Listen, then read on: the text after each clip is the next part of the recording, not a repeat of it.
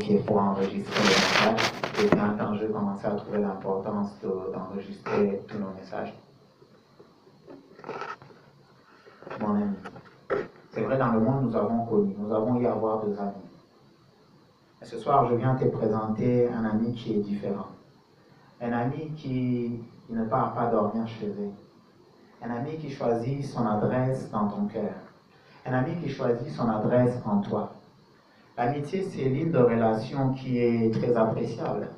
Parce que l'ami n'est pas là pour te juger, l'ami n'est pas là pour te condamner, l'ami est là pour te consoler et te faire de remarques en toute douceur. J'aime bien l'amitié. Je cherchais dans le monde, je n'ai pas trouvé l'amitié semblable à celui que le Christ donne. Si je peux me tenir au-devant de toi, ici, en train de parler, c'est parce que je rencontre un ami. Et celui-là, c'est le Christ.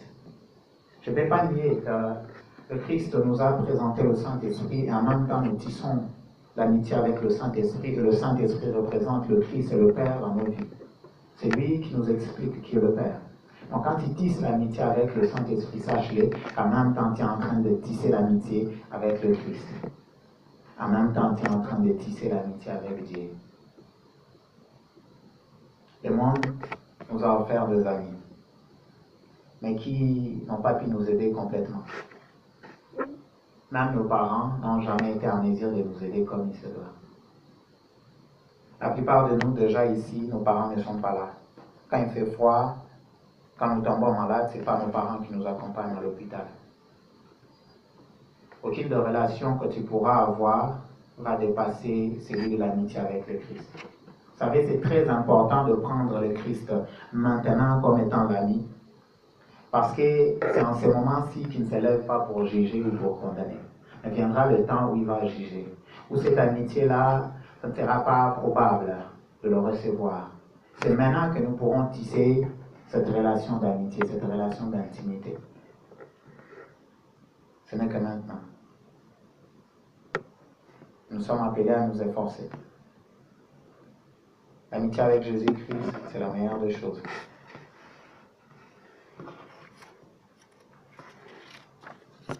Dans le monde ne nous donne pas. L'ami Jésus-Christ vient dans ta vie, pas pour te juger, pas pour te condamner, pas pour prendre tes fautes et les montrer à tout le monde, mais il vient te prendre dans la main pour te montrer la voie, pour te diriger, pour te guider. Et je me rappelle que dans la Bible, le Christ n'a fait que du bien à tous ses amis. Je me rappelle une fois encore de plus dans la Bible, le Christ était triste. Il a pleuré pour son ami. Lazare était mort. Et ce soir, tu dois te poser la question, je suis l'ami du Christ ou je ne le suis pas? Oui, on m'a parlé de Jésus-Christ. Mais est-ce que tu es son ami? Quelle est la relation que tu as avec Jésus-Christ? Est-ce que tu t'approches de lui comme étant un ami? Vous savez, avec un ami, on dit tout, on ne cache rien. Si vous avez réellement à avoir des amis, vous les disiez tout. Est-ce que c'est ce que tu fais? Est-ce que tu parles à Jésus-Christ de tout? Ce message, je l'ai collé directement à notre message. Écoutez-le. Parce que le Père nous a demandé de l'écouter. On va aller lire dans Marc. Avant tout, avant de lire, on va lire dans Marc, plutôt on va lire dans Marc, Matthieu 17, 1 à 5. Et puis on va lire dans Marc 9.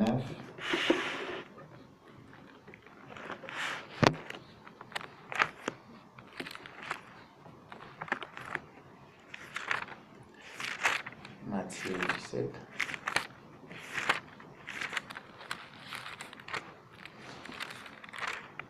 Matthieu 17, je lis par le nom puissant de Jésus-Christ. 6 jours après, Jésus prit avec lui Pierre, Jacques et Jean, son frère, et il les conduisit à l'écart sur une haute montagne.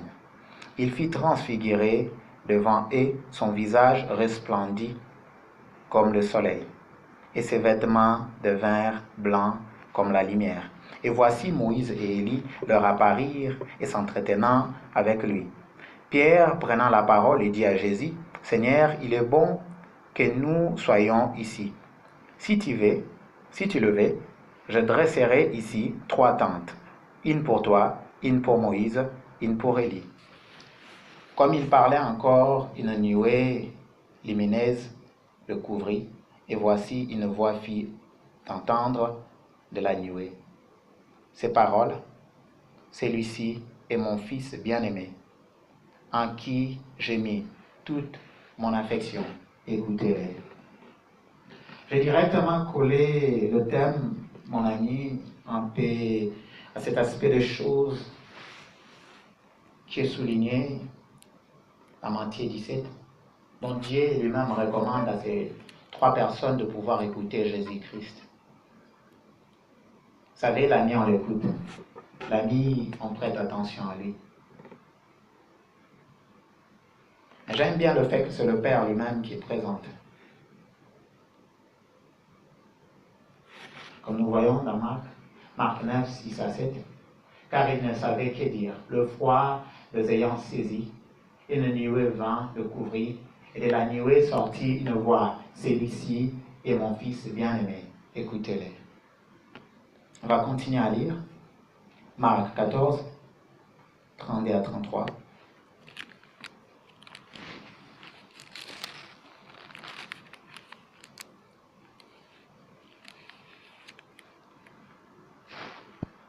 Marc 14, 32 à 33. Ils allèrent ensuite dans un lieu appelé Gethsemane. Et Jésus dit à ses disciples, « Asseyez-vous ici, pendant que je prierai. » Et il prit avec lui Pierre, Jacques et Jean, et il commença à éprouver de la frayeur et de l'angoisse. Il y a un aspect de choses que nous remarquons. À 2 reprises, le Christ va prendre que 3 personnes. 3 personnes qui avaient tissé plus d'affinité avec lui. Les deux fils de Zébédée et aussi Pierre. Le Christ avait tissé plus d'intimité avec eux. Et pour preuve, le Christ à la croix va donner la responsabilité de sa famille, de sa mère, entre les mains de Jean, la responsabilité de son ministère entre les mains de Pierre. Cela n'est pas en vain, parce qu'ils avaient tissé une relation forte, une relation d'amitié. Nous le savons bien, qu'on dit de Jean qu'il est le disciple, que le Christ aimait le plus. Nous avons toujours beaucoup aimé nos amis, des fois plus que de frères de même sang. Pourquoi particulièrement ces personnes? Parce que ces personnes se sont approchées de Jésus-Christ réellement.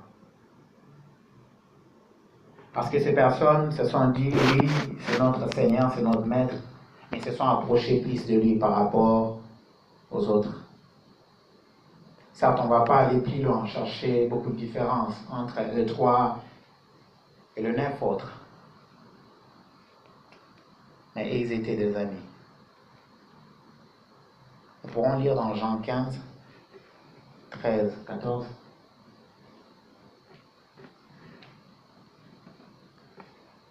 Et donc, tu peux nous trouver Jean 15, 13 à 15 plutôt. Il n'y a pas de plus grand amour que de donner sa vie pour ses amis. Vous êtes mes amis si vous faites ce que je vous commande. Je ne vous appelle plus serviteur parce que le serviteur ne sait pas ce que fait son maître. Mais je vous ai, dites-moi, je dois trouver ici dans ma Bible. Tu as remis, ok, merci. Mais je vous ai appelé amis parce que je vous ai fait connaître tout ce que j'ai appris de mon Père. Le frère Brian venait à peine de lire cela. Pourquoi nous sommes en train de lire tout ceci? Pourquoi? Nous lisons ceci afin de comprendre que le Christ était venu pour trouver des amis. Le Christ était venu pour trouver des amis, pour trouver des personnes proches, des personnes qui vont comprendre sa douleur, des personnes qui vont vivre à ses côtés, dans le royaume des cieux. mais qui déjà ici sur la terre vont tisser une forte relation avec lui. Des hommes qui vont diriger ensemble avec lui. Ainsi le Christ souligne qui sont plus ses serviteurs, mais ses amis. Cela démontre que le Christ a besoin des amis. Le Christ a besoin de personnes. Pour preuve, à Gethsemane, quand tout est devenu sombre, quand l'étape la plus difficile est arrivée, il n'a pris que ces 3 personnes qui étaient ses amis. Pose-toi la question, est-ce que je suis en train de tisser une relation d'intimité avec Dieu? Est-ce que je me rapproche à lui? Est-ce que je deviens jour après jour son ami? Est-ce que à la fin du temps, il pourra dire de moi, oh mon ami? Est-ce que maintenant même, il dit de toi, son ami? Vous savez, ce sont des choses très importantes que nous ne prêtons jamais attention. C'est vrai qu'il est notre Seigneur. Mais au-delà de tout, il nous appelle à être ses amis. Vous savez, le serviteur peut avoir du mal à connaître le problème, le secret de son maître. Mais un ami, il le connaît. Un ami, on avoue presque tout.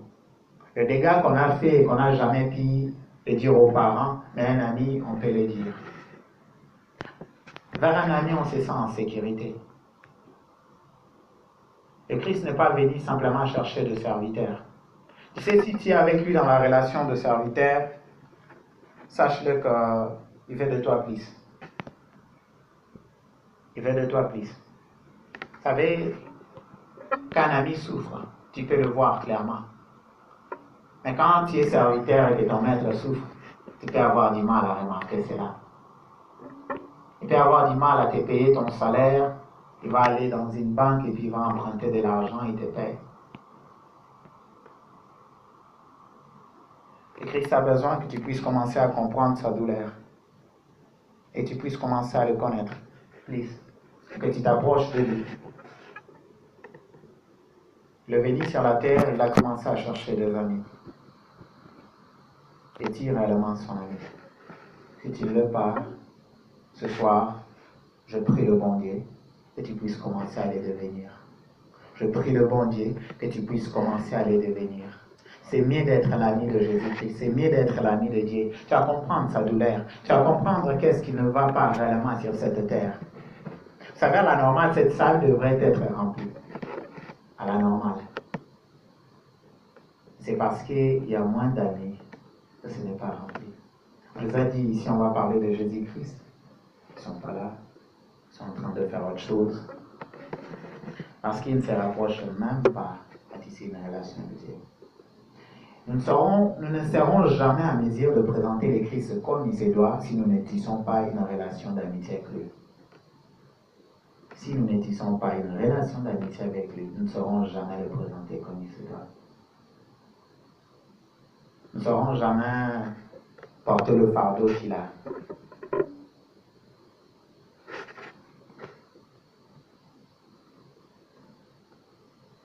Ce que j'aime avec le Christ, il a quitté toute sa gloire pour tisser une relation d'amitié avec moi, qui n'est qu'un homme. Le Créateur vient tisser une relation d'amitié avec la créature. Ah oui, ça c'est la grâce. Ça c'est la grâce. Réellement, le Christ est la manifestation de la grâce de Dieu. Comment ne pas accepter cette amitié-là? Comment ne pas accepter cette amitié-là? Il y a une famille que le Christ connaissait un peu plus. Une famille qui lui était vraiment attachée. Nous lisons dans Jean 11. Ok, Jean 11, le premier au troisième. Il y avait un homme malade, Lazare, de Béthanie, village de Marie et de Marthe, sa sœur. Tu peux garder un peu en français pour que je puisse lire directement, s'il te plaît. Quand je finis de lire, tu peux mettre en anglais. Le verset 2 nous dit ceci. C'était cette Marie qui oignit de parfum le Seigneur et qui lui essuya le pied avec ses cheveux. Et c'était son frère Lazare qui était malade. Les sœurs envoyèrent dire à Jésus, Seigneur, voici, ce que tu aimes est malade. Ça va encore lire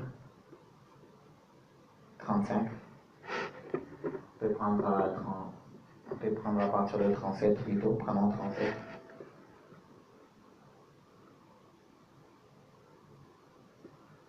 Non, 11. Voilà. Okay. Et quelques-uns d'entre eux dirent, lui qui ouvert les yeux de l'aveugle, ne pouvait-il pas faire aussi que cet homme ne mourrit point? Verset 38, Jésus frémissant de nouveau en lui-même, se rendit au sépulcre.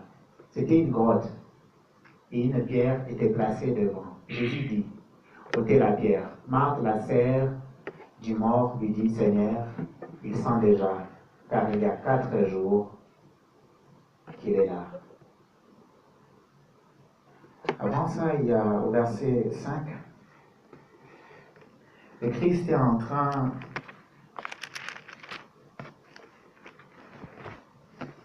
il y a une information qui nous est donnée.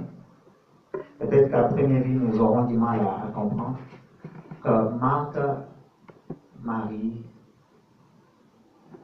plutôt Marthe et Lazare ainsi que Marie de Magdala sont de la même famille. C'est vrai, cela n'est pas facile à déceler. Mais j'apprécierais un peu d'abord parler de cette famille. Dans cette famille, il y a le malade Lazare. Dans cette famille, il y a la prostituée Marie de Magdala. Et c'est dans cette famille que Jésus-Christ trouve des amis. C'est dans cette famille que Jésus-Christ vient et dépose son amour. Vous savez, pour que le Christ puisse nous aimer et nous inviter à être ses amis, cela ne nécessite pas que nous soyons un homme élevé ou un homme venant d'une très bonne famille. Cela ne nécessite pas que nous puissions venir d'une très bonne famille. Tu peux venir du fin fond. Je ne sais pas si c'est de quel village ou si je ne sais pas de quel pays. Mais le Christ n'a qu'à faire de cela. Il cherche des amis. Il cherche des amis. La famille d'où tu viens n'importe pas grand-chose. Mais c'est son amitié. C'est cette grâce-là qui va te déterrer de là. Et cette grâce va se manifester au travers de la résurrection. Si nous continuons à lire à partir de Jean 11, là où nous étions, Jean 11, 37 et au-delà, et non, tu peux trouver rapidement. Ok, continue à partir de 40. Les 3 slides qui se suivent. Jésus lui dit, ne t'ai-je pas dit que si tu crois, tu verras la gloire de Dieu? Ils ôtèrent donc la pierre, et Jésus leva les yeux en haut et dit, Père, je te rends grâce de ce que tu m'as exaucé. Pour moi, je savais que tu m'exauces toujours. Mais je parlais à cause de la foule qui m'entoure, afin qu'ils croient que c'est toi qui m'as envoyé. Ayant dit cela, il cria d'une voix forte, Lazare, sort. Slide suivant.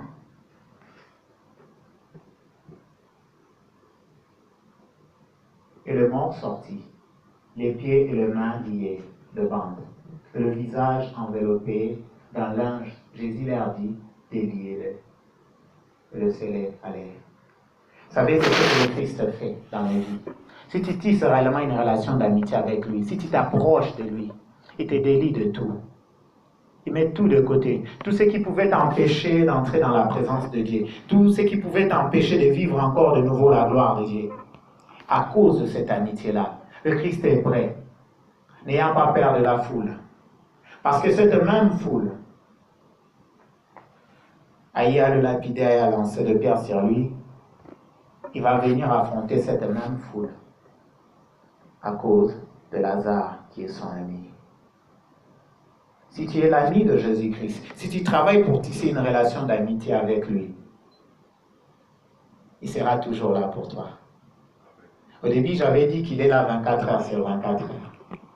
Il est l'ami qui ne rentre pas chez eux. Donc chez eux, en toi. Et ça, ce sont des choses que nous sommes appelés à comprendre.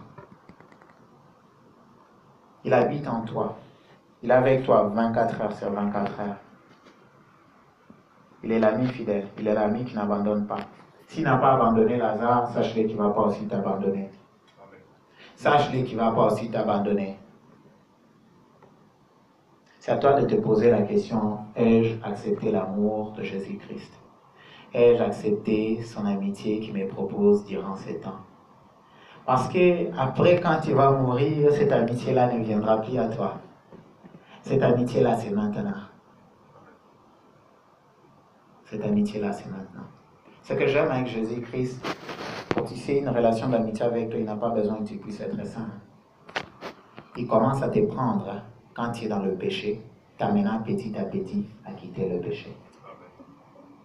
Vous savez, il y a des fois quand je lis ma Bible, je suis étonné, je suis bouleversé. Le Christ, bien qu'il avait déjà fait le miracle de pain, mais si nous lisons bien dans Marc 6, verset 52, non, ça n'y est pas, le verset 52, Marc dit que s'ils avaient peur, s'ils étaient troublés, il a un peu paraphrasé, qu'ils avaient le cœur endurci, parce que ils n'avaient pas cru au premier miracle de pain. Bien qu'eux ne croyaient pas, mais le Christ continue à travailler avec eux. Nous, on n'a pas encore vu ce genre de miracle-là où le pain se multiplie. Mais eux, ils avaient vu ça, mais ils avaient toujours le cœur endurci. Jusqu'à ce que le Christ a fait encore ce même miracle-là. Le miracle de Jésus-Christ, ce n'était pas en vain. Ce n'était pas plus pour la foule, mais c'était pour enseigner ses disciples. Pour que ses disciples apprennent, pour qu'ils comprennent quel genre d'amis ils ont. Un ami qui a compassion. Un ami qui a pitié des autres. Un ami qui s'efforce, qui fait de tout son mieux pour le meilleur de ses amis.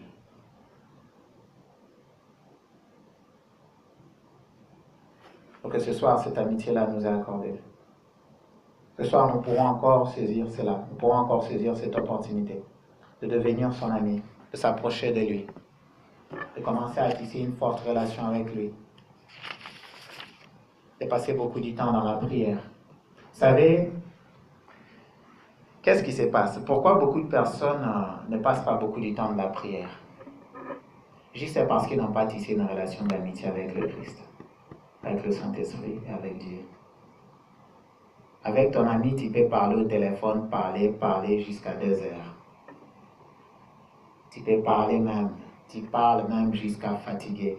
Vous n'avez plus rien à relater, mais vous laissez seulement les téléphones comme ça. Aucun de vous ne s'est raccroché. Si tu veux réellement commencer à prier, être un homme qui prie, être un homme qui intercède, tu dois tisser une relation d'amitié avec Jésus-Christ. Oh oui, si tu ne le fais pas, tu ne seras pas un homme de prière.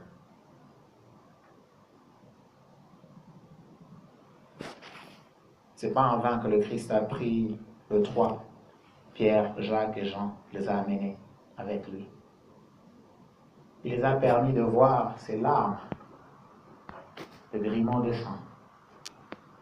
Certes, ils n'ont pas pu le soutenir, mais compter sur eux, parce qu'ils le prenaient pour ses amis. Je peux dire clairement qu'ils comptaient sur eux avant le temps même, parce qu'ils devraient être d'abord investis du Saint-Esprit pour avoir la capacité réellement d'opérer. Mais le Christ avait déjà commencé à compter à eux avant, parce qu'il le prenait pour ses amis. Est-ce que le Christ compte sur toi? Tu dois commencer à te poser cette question-là. Est-ce que le Christ compte sur moi? Est-ce que je peux faire quelque chose là où je suis? Oh oui, si ce n'est pas le cas, sache-le, tu n'es pas son ami. Et que tu es appelé à faire un travail. Le travail de s'approcher de lui et de devenir son ami. Le travail de te laisser guider par lui. De l'écouter. Comme le Père a dit, écoutez-le. Écoutez-le. Nous sommes appelés à écouter le Christ. Parce que c'est lui notre ami. J'apprécierais ouvrir une parenthèse qui est vraiment quelque chose de très capital concernant la foule. Vous savez, la foule nous éloigne toujours de cette amitié-là. La foule qui est autour de nous. Ce sont des amis, des personnes que nous avons rencontrées sur cette terre. Et aujourd'hui, la foule, c'est devenu nos téléphones. Aujourd'hui, la foule, c'est devenu WhatsApp. Aujourd'hui, la foule, c'est devenu Facebook. Vous savez qu'est-ce que c'est en fait? La foule, c'est que la foule fait en nous. La foule nous fait perdre l'attention qu'on doit porter à Jésus-Christ. La foule, ça peut être ton ami de classe. La foule, oh, il est bien dommage que ça peut être ta maman. La foule, ça peut être ton père. La foule, c'est ce genre de barrière qu'on a du mal à comprendre. Que c'est une barrière. Nous avons un homme qui sera confronté à la foule, c'est Zachée. Nous allons aller lire dans Luc 19. Luc 19, du 1er au 5e verset. Jésus étant entré dans Jéricho, traversait la ville, et voici un homme riche appelé Zachée, chef des publicains, cherchait à voir qui était Jésus. Mais il ne pouvait y parvenir à cause de la foule, car il était de petite taille. Il courut en avant et monta sur un sycomore pour le voir, parce qu'il devait passer par là. Lorsque Jésus fit arriver à cet endroit, il leva les yeux et lui dit, Zachée, hâte-toi de descendre, car il faut que je demeure aujourd'hui dans ta maison. Alors, nous allons analyser. Si le Christ a parlé de la sorte au 5e verset, ce qui signifie que le Christ avait déjà planifié de rencontrer Zachée. Amen. Hein? Donc, le Christ avait déjà planifié de rencontrer Zachée. Donc, nous comprenons que le Christ avait déjà planifié de nous rencontrer. Mais il y a ce défi qui est la foule. Nous sommes appelés à comprendre que le Christ veut tisser cette amitié avec nous. Mais il y a une foule. Oh oui. La foule de pensées. La foule de sentiments. La foule de désirs. Le plus grand défi que nous avons, c'est de dépasser cette foule-là. C'est de monter au sycomore. Vous savez, des fois, le sycomore, des fois, c'est la solitude. C'est une vie solitaire. Il est bien drôle. Je suis en train de rire pour cela. Parce que tout celui qui a tissé une forte relation avec Dieu, il connaît un peu ce que c'est la solitude. Il connaît un peu ce que c'est passer des nuits en larmes, en train de compter sur Jésus-Christ. Nous sommes appelés à comprendre que notre personne, de foi, à cause de pensées erronées qui résident dans nos têtes, constitue une foule qui nous empêche de voir clairement. Zachée avait deux formes de barrières, visuelle et celui d'approcher auprès de Jésus-Christ. Il a pu vaincre ce qui était visuel en montant sur le sycomore. Il y a un homme qui va vaincre au-delà de cela, c'est celui qui va créer Bartimée. Deux éléments pour vaincre la foule. C'est celui de chercher à le voir et de crier, de l'appeler. Ici, c'est Jésus qui va le remarquer. En premier, il a lui parler. Zachée est monté afin de le chercher, enfin juste de le voir. Or, le Christ avait fait un plan. Le plan merveilleux de passer un bon moment, de demeurer chez Zachée. Ce soir, tu peux être comme Zachée. Tu as du mal à retrouver cette amitié. C'est vrai, tu pars à l'église. C'est vrai, tu t'es réuni quelque part. Mais cela ne signifie pas que tu as tissé une forte relation, une relation d'intimité avec le Christ. Nous sommes appelés à dépasser cette foule. Vous savez, même dans des églises, il y a des foules de personnes qui, quand tu cherches à te concentrer, il y a des critiques. qui, quand tu cherches à te concentrer, lui aussi il est en train de faire du bruit à côté. Ça arrive de fois d'être déconcentré même dans la maison de Dieu. Parce que partout, tu vas trouver la foule. Mais c'est à toi de te démarquer de la foule, afin d'aller vers ton ami, afin qu'il puisse te toucher, afin qu'il puisse changer quelque chose dans ta vie. J'aime bien la rencontre de Jésus-Christ avec celui de Zachée, parce que Zachée n'a pas écouté la prédication directement du Christ, mais Zachée va directement se repentir, remettre à 2 et à 4 reprises ce qu'il avait pris. Vous savez, la présence juste de Jésus-Christ dans ta vie change tout. Vous savez, aujourd'hui, dans notre société, il y a ces problèmes qu'on a dans de conversions, où nous avons des conversions qui sont faibles. Des personnes qui se disent converties, mais qui se sentent à l'aise dans le péché. Dans la Bible, le Christ va aller vers le fou de Gadara. Quand il va parler, quand il va toucher le fou de Gadara qui va retrouver son bon sens. Vous savez qu'est-ce que le fou a fait après? Je vais chercher cela dans Marc. Marc 5, ça n'y est pas là-bas. Marc 5, je n'avais pas prévu ça. Marc 5, le 20e verset.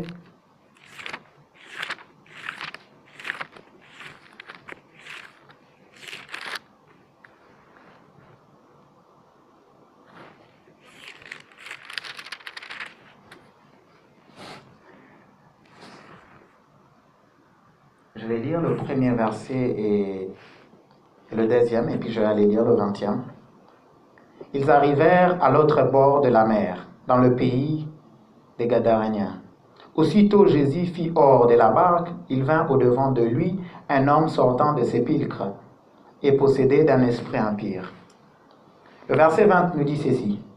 Il s'en alla et s'est mis à publier dans la Décapole tout ce que Jésus avait fait pour lui. Et tous se firent dans l'étonnement. Vous savez, cette forme de conversion, on en a peu aujourd'hui. On se demande si ces derniers sont réellement convertis ou pas. Les personnes qui ne parviennent pas à parler de Jésus-Christ. Or, cet homme, il alla directement annoncer la bonne nouvelle. Vous savez, la Décapole se constituait de 10 villes. Vous imaginez que cet homme est allé évangéliser directement dans 10 villes. Quand tu rencontres réellement Jésus-Christ comme étant ton ami et qui te touche, tu vas dépasser 10 villes. Tu vas aller au-delà de ceci. Tu as porté le fardeau réellement. Des fois, dans la maison de Dieu, je me pose la question, mais est-ce que ces gens, ils viennent prier juste parce que leurs parents les ont envoyés et que c'est entré dans leurs habitudes? Ou bien réellement, ils ont rencontré Jésus-Christ? Parce que quand on rencontre Jésus-Christ, tout change. Tout change. On combat le péché, on évite le péché parce qu'on sait qu'on va perdre cet ami. Je me rappelle au début de ma vie chrétienne, je m'efforçais à ne pas pécher juste parce que je savais si je pêche, je vais perdre l'intimité avec le Saint-Esprit. Juste parce que je savais si je pêche, je vais perdre l'intimité et l'amitié avec le Saint-Esprit. Et en même temps avec Jésus-Christ. Nous sommes confrontés à la foule. Mais le Christ fait toujours du bien à ses amis. De la même manière qu'il a eu à toucher, à prier pour beaucoup. Nous avons Lazare, nous avons le fou de Gadara. Tout a changé. Le Christ avait fait déjà le plan de te rencontrer ce soir comme étant un ami. C'est vrai, on t'a déjà parlé de Jésus-Christ peut-être à plusieurs reprises. On te l'a présenté de diverses manières. Mais ce soir, je viens te présenter un ami. Je viens te présenter celui qui veut partager avec toi son intimité.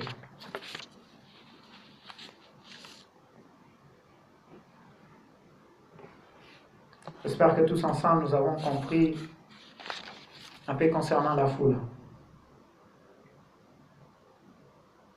La foule de pensées, la foule de désirs, La foule de personnes autour de toi qui parlent à tout moment. Et très bizarrement, nouvellement, nous avons WhatsApp qui constitue la foule. Nous avons Facebook qui constitue la foule. Nous avons YouTube qui constitue la foule. Nous avons plein de chaînes télé qui constituent la foule. Pourquoi? Parce que ça nous déconcentre. Parce que ça met à nous des informations qui ne nous permettent pas de regarder le Christ, de croire en lui. Au lieu de prier, les gens sont en train de chatter. Au lieu de prendre du temps à lire la Bible, les gens sont en train de chatter. Ce n'est pas mauvais de se distraire en paix. La société d'aujourd'hui en fait de trop. Nous sommes appelés à aller au-delà de la foule. Qu'en est-il de ta vie? Es-tu prêt aujourd'hui à aller au-delà de la foule? Es-tu prêt aujourd'hui à aller au-delà de la foule? Tu dois te le dire ce soir, que je dois dépasser, que je dois aller au-delà de la foule.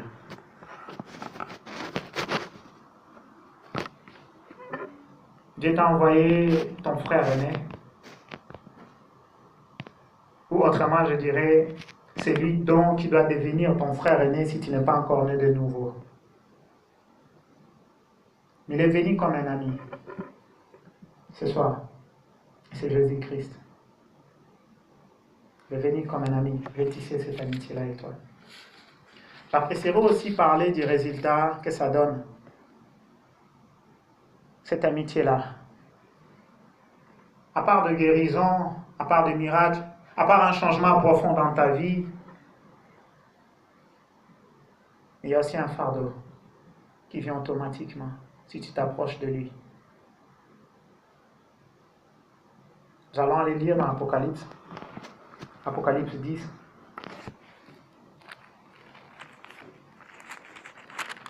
Neuvième verset jusqu'au 11e.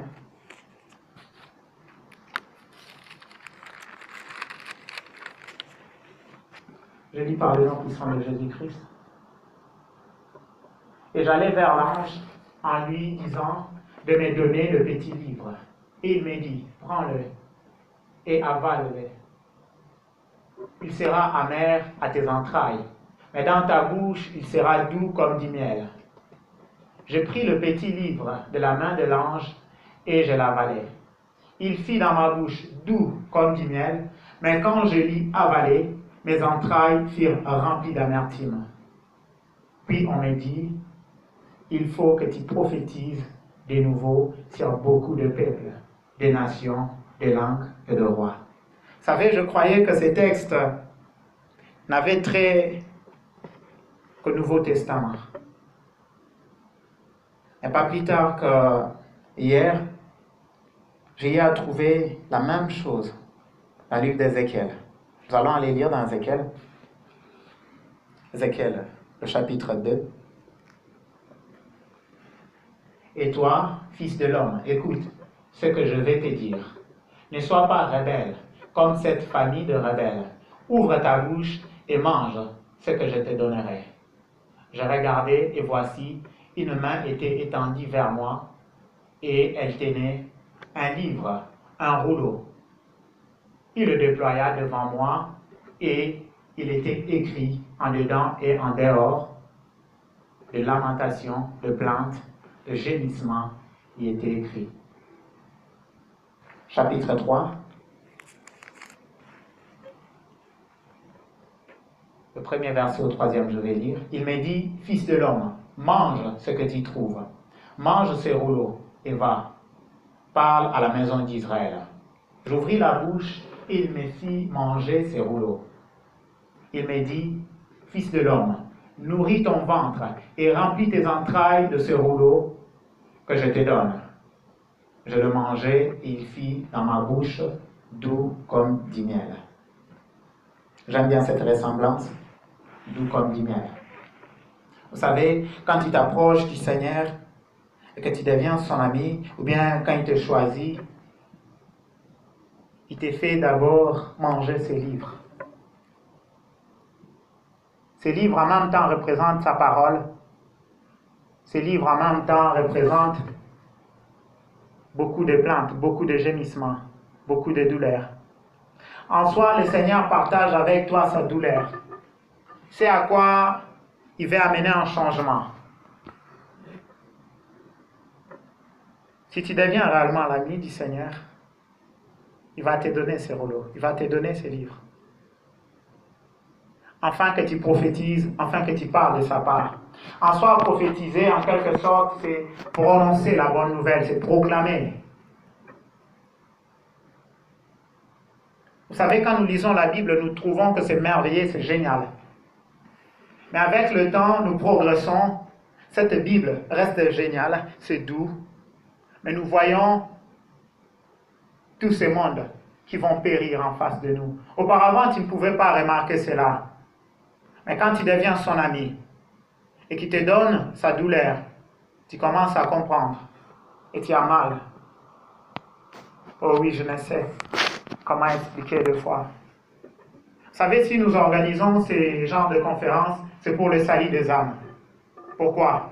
Je ne suis qu'un simple étudiant. Qui suis-je? C'est à cause de la douleur. Au fond, il y a des larmes qui coulent à cause du fait que nous savons qu'il y a beaucoup de monde qui vont périr. Nous sommes appelés à nous approcher du Seigneur, devenir ses amis. En soi, tu ne sauras jamais apporter la bonne nouvelle comme il est faut,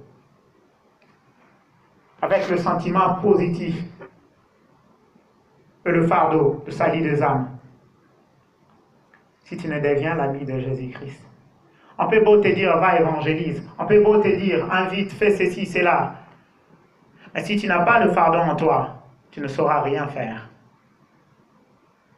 Tu ne sauras rien faire. Ce soir, un homme te présentait. C'est Jésus-Christ, qui est l'ami. Il est venu sur cette terre. Pas seulement pour faire des disciples, mais pour aussi avoir des amis. Pour avoir des amis. Des disciples qui deviennent ses amis. Et qui vont porter sa douleur. Combien d'années tu as besoin pour devenir son ami? Combien d'années? Je crois bien en une seule journée, c'est possible de l'inviter comme étant l'ami et qu'il puisse prendre de la place en toi.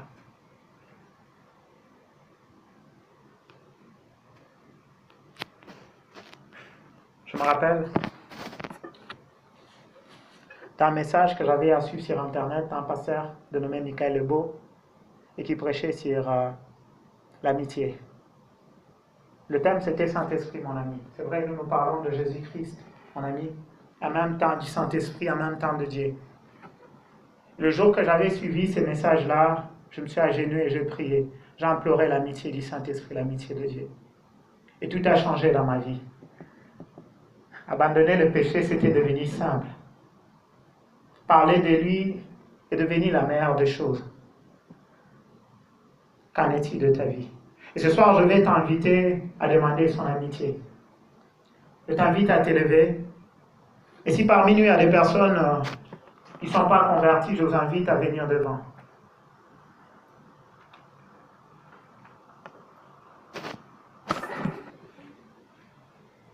Parce que des fois, nous confondons aller à l'église et être converti. Aller à l'église, c'est une chose. Être converti, c'est une autre chose. Parce qu'il y a aujourd'hui de fausses conversions. Nous avons le fou de Gadara, qui sa conversion a produit une forte évangélisation. Nous avons Zachée, qui s'est repenti dans cette rue. Et si au milieu de nous, tout le monde est converti, alors c'est une bonne chose. Je nous invite à pouvoir nous lever, de pouvoir prier. Oui, je t'invite à prier au-delà de tes forces. Je t'invite à implorer son amitié. Je t'invite à demander qu'il puisse venir prendre de la place en toi. Ce n'est pas question d'âge, ce n'est pas question de stature. L'âge du Christ, c'est inconnu. Commence à prier, commence à demander son amitié, commence à implorer. Toi, le Dieu Tout-Puissant, tu es le Dieu de gloire, tu es le Dieu de magnificence, Père. Et viens implorer ce soir, Yahweh. Père, tu es bon, Père, tu es magnifique, Yahweh, Papa. Viens faire de nous encore tes amis. Viens faire de nous encore tes amis, toi, le Dieu Tout-Puissant. Père, viens faire de nous encore tes amis. Tu es le Dieu de magnificence. Yahweh, Papa, tu es le Dieu de bonté. Père, nous avons besoin de toi. Nous avons besoin de cette amitié. Jésus-Christ, nous avons besoin de cette amitié. Viens et touche-nous. Viens et transforme-nous. Nous avons besoin de toi, Yahweh, Papa. Nous avons besoin de toi. Nous avons besoin de tisser cette relation d'amitié. Oh, toi, le Dieu Tout-Puissant. Père, nous avons besoin de toi. Saint-Esprit, je t'invite à enseigner. Esprit de gloire, je viens t'inviter. Saint-Esprit, viens et visite-moi encore. Viens et visite-moi encore. Viens, représente encore le Christ en moi. Viens encore, Christ, je viens t'implorer. Jésus-Christ, nous avons besoin de toi. Nous avons besoin de ton amitié. C'est de toi que nous avons besoin. Nous avons besoin de ton amitié. Oh, toi, le Dieu Tout-Puissant. Ah oui, nous avons besoin de ton amitié. Jésus-Christ, nous avons besoin de ton amitié. Oh, toi, le Dieu de magnificence. Jésus-Christ, nous avons besoin de ton amitié. Oh, toi, le Dieu de bonté. Jésus-Christ, nous avons besoin de ton amitié. Viens, viens, viens, Christ. Nous avons besoin de ton amitié. Oh, toi, le Dieu Tout-Puissant. Jésus-Christ, nous avons besoin de ton amitié. Oh, toi, le Dieu de magnificence, Yahweh. Nous avons besoin de ton amitié. Oh, toi, le Dieu de bonté. Père, nous avons besoin de ton amitié.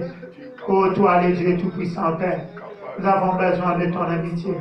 Ah oui, Papa, nous avons besoin de ton amitié. Tu es le Dieu de gloire, tu es le Dieu Tout-Puissant, Père. Oh, toi, le Dieu de magnificence, Père. Ah oui, Papa, nous avons besoin de ton amitié. Ah oui, Papa, nous avons besoin de ton amitié, Père. Oh, toi, le Dieu Tout-Puissant. Père, nous avons besoin de ton amitié. Viens, toi, le Dieu de gloire. Père, nous avons besoin de ton amitié, Père. Ah oui, Papa, tu es le Dieu de gloire, Père. Ah oui, Papa, tu es le Dieu de magnificence, ah oui, Papa. Nous avons besoin de ton amitié. Nous avons besoin, oh, toi, le Dieu de gloire. Père, que tu puisses être